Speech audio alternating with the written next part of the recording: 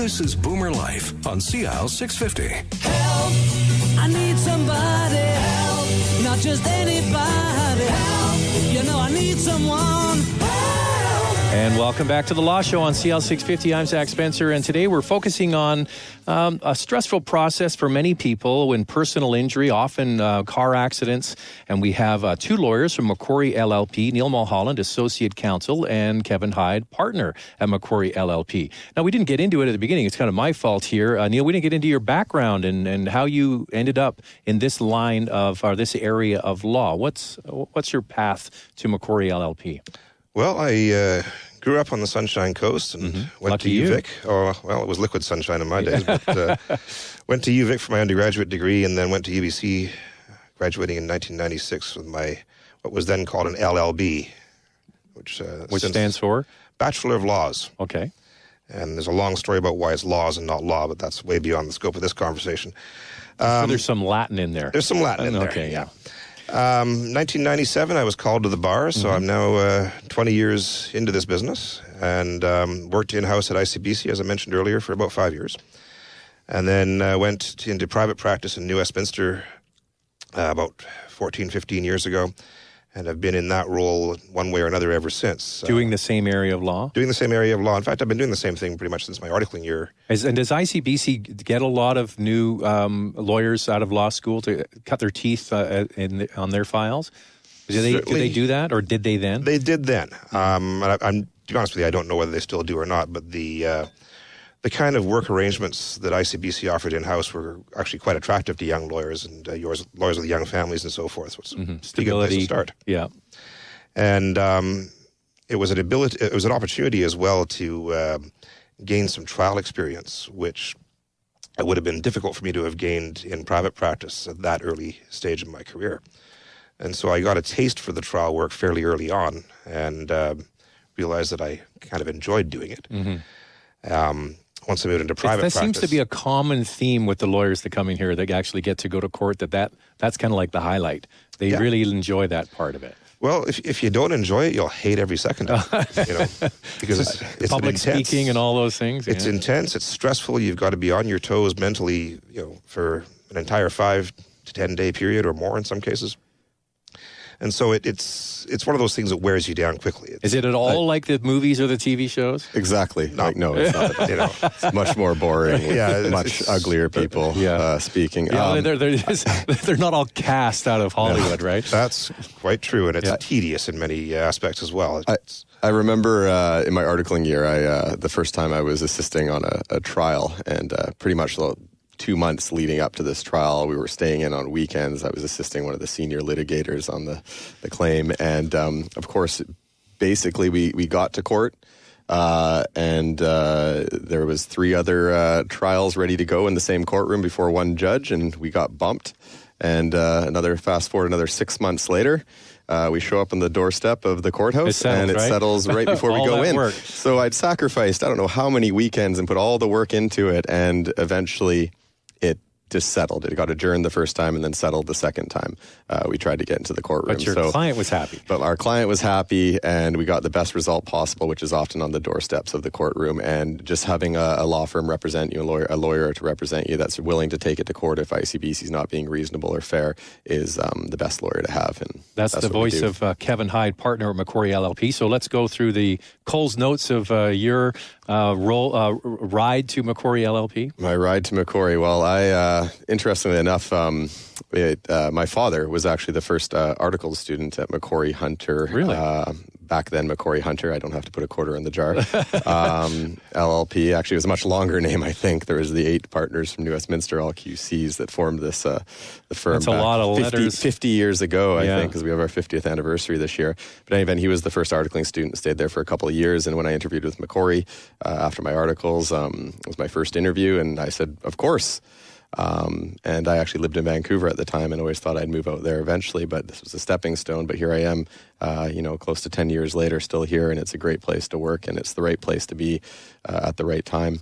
And as I said, I started out and did a little bit of everything, as a lot of lawyers do at the start. And McQuarrie Hunter's a full-service firm, so I got an opportunity to try a lot of different areas. And Initially thought I was going to become a solicitor, and then realized that wasn't for me, and really enjoyed working with the litigators at our firm, and gradually went into commercial litigation and moved over into ICBC defense, and now I'm 100% doing personal injury work for the last couple of years. It's quite rare to start at one firm and stay there for that long, isn't it? It is, from my experience and the people I know. A lot of my friends, they've jumped around from firm to firm and haven't really found somewhere where they're happy or doing exactly the area of law they like to do. So what's in the water at Macquarie that makes people happy to be there? I guess the people, really. We're a close team. And it's not the downtown attitude. Is it different when you work in an office? You might know, Neil.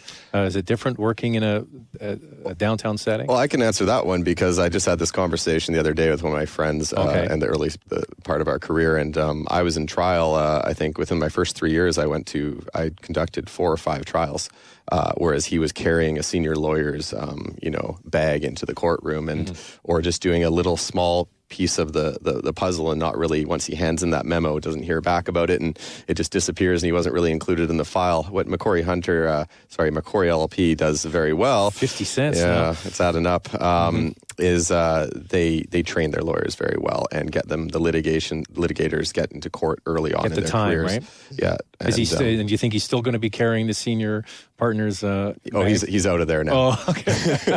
he's in-house somewhere. Neil, what do you think about the attitude and sort of atmosphere at Macquarie? I got to tell you, it's a wonderful place to work. And my past at Macquarie was a little different from Kevin's in that I was in a small firm practice in New West up until the late summer of 2015. And at that point in time, Macquarie was looking to fill a couple of slots in their roster, so to speak. And I kind of sort of fit the skill set they were looking for. They were looking for somebody with a bit of seniority willing to come in and do a bit of mentoring, and do some mentoring as well. Yeah. And as Kevin mentioned, the atmosphere there is very, very positive. It's a very, very much a team-oriented environment. I get that sense. I mean, we have all of the different areas, not all of them, but many of the areas of law come in here to do the different law shows, and you can see there's some camaraderie amongst the different areas. Yeah. One of the things that I've found very valuable is that every once in a while in my practice, whether it's my personal injury practice or my commercial litigation, which I also do, there'll be a question that comes up that involves a completely different area of law that I know next to nothing about. And I merely need to walk 20 feet or so down the hallway and can usually find an answer fairly readily. I'm only one door down, Neil. Well, there you go. And oh, you actually have a door? I picture these cubicles. No, it's much posher than that, I'm guessing. I should come visit is what I should do. Here the views are good. And one of the things that makes it a great place to practice, I mean, we have top-notch staff, and that really makes things smooth and fluid. When you have people who are experienced, who are dedicated, who like the place they work at and who like what they do, it makes the whole environment that much better. And we have the resources to properly, to basically give everything that we can to these cases. Running a personal injury file, especially a major loss or a catastrophic type of claim, can involve a significant investment in simply obtaining evidence. That's the disbursements you talk about, right? Exactly. You have to spend money in advance. Because what I often point out to clients is that the damage was done to you the day of the accident. But that damage is complicated, it's multifaceted.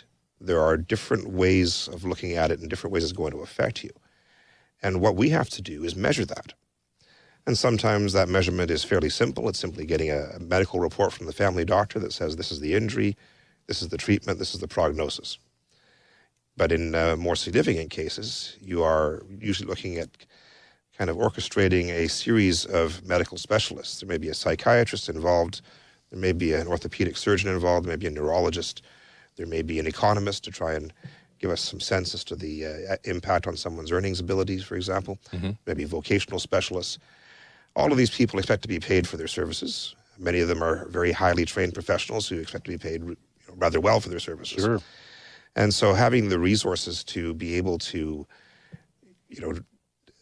essentially to go all in on a claim without having to necessarily hold back due to concerns about risk and so forth, that is a huge, huge boost for the client in particular. Did you find that at times when you were your own practice, that you didn't have the resources, maybe? Well, you had to pick and choose. Yeah. You had to decide whether a particular assessment or a particular report was going to be cost effective or not. Mm-hmm. And sometimes you had to err on the side of not. Mm-hmm.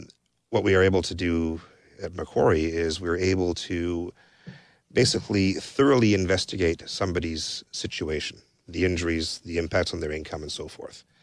And sometimes it means you go a little further than you absolutely need to, but sometimes the only way you discover the edge is to go a little beyond it. Sure.